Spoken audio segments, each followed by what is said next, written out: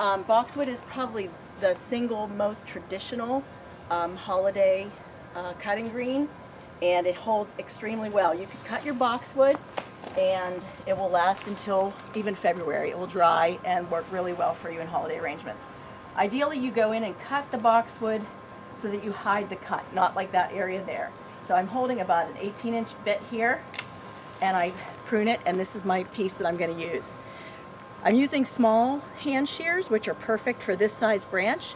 If you get into branches that are up to like 1 inch in diameter, you're better off using lopping shears, which we will show as we go along. This is a plant that I would not use for cutting indoors. It's a spruce. Both blue spruce and Norway spruce lose their needles really quickly if you bring them inside, but it does have really pretty pine cones that you can use in your arrangements.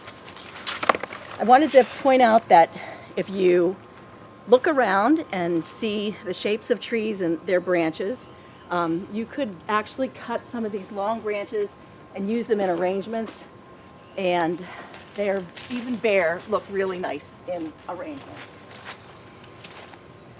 Sorry, I just turned my back to the camera. That's probably not good. Mugo pine is a plant that most people don't think of using in a holiday arrangement, but it works really well. It has these stiff needles here and really nice looking cones. And if you look in my garden, it's actually a little bit overgrown. It's coming into the driveway. So I'm going to use my big lopping shears, and I'm going to see the part of the plant that sticks out the furthest, and I'm going to go in there and find where it kind of is a logical spot to begin.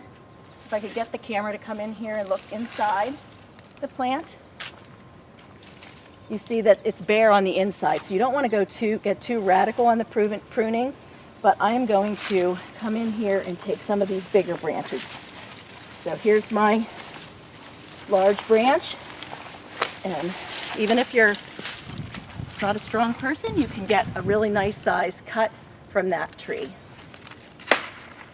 So Mugo pine. I would probably continue this, what I started in this area, and try to get the shrub to about here in the finished cuts. There's a great tree across the street that I've used for years. My very nice neighbor has let me use her white pine, and that makes a great cut branch to bring in, and it has great fragrance as well. So if you want your house to smell like pine, you don't have to buy a candle. You can go out and harvest from one of your own trees. So we're going to walk over here and look at a couple other things that work really well in arrangements.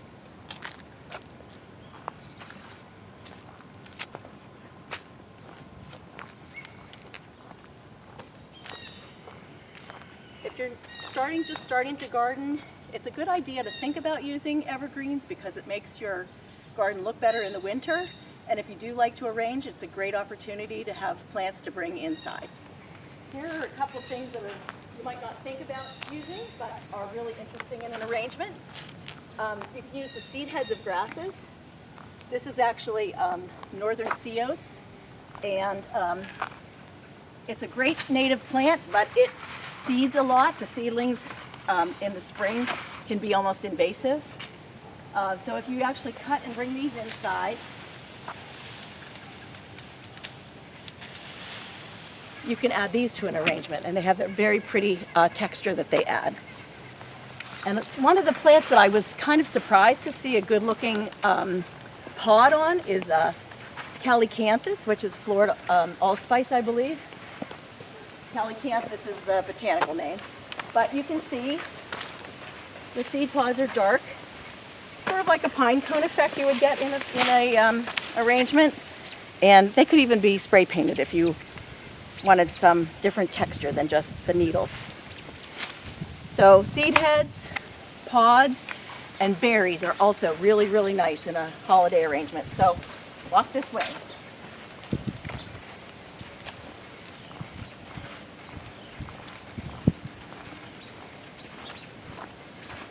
I'm going to take one moment to show you a plant that does not cut and come into a container well.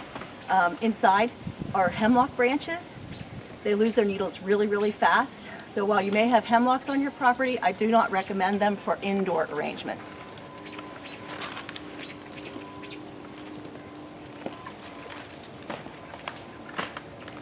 This doesn't look great right now. It's a deciduous holly that I really like in the winter. These leaves will disappear and all that will be left are these really pretty berries. My fruit set on this plant is not great this year, mainly because it's old and it's under the canopy of a lot of trees, so it's not getting a good fruit set.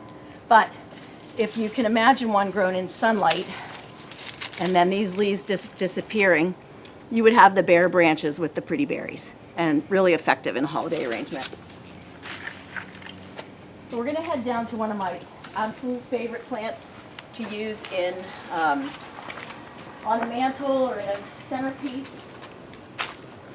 and that is cedar or cypress trees, Lawson cypress, false cypress.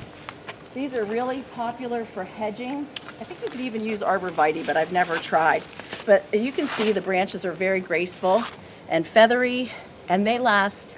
If you put these in a house and take good care of them, these will last for weeks. You could do your arrangement in early December, and on Christmas, it'd still look green.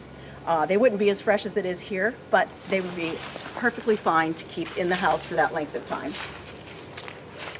So my basket's almost full. We're gonna head